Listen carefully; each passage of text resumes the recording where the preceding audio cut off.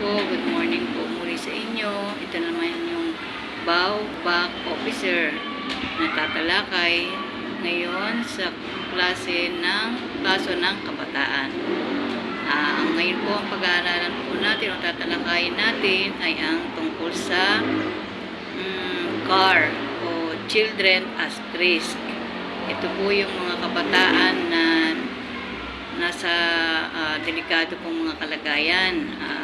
Halimbawa po yung mga batang naabuso, yung mga disabled o yung mga sabihin natin mahihinaan loob ng kabataan, yung lumaki sila sa kapaligiran na hindi naman po natin sa minamasami sobrang kahirapan. Sila po yung mga nasa tinatawag na risk children. Yun po ay kinakailangan din matulungan, magkaroon ng programa ang gobyerno para po sa kanila.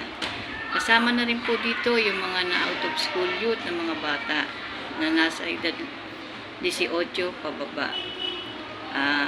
At ang isa naman po ay ang CICL o ang tinatawag na Child in Conflict with the Law. Ito na po yung mga bata na nagkakaroon na po sila ng kaso na yung mga napapasama na po sa mga nakawan, sa pagbebenta ng mga droga, pagnanakaw.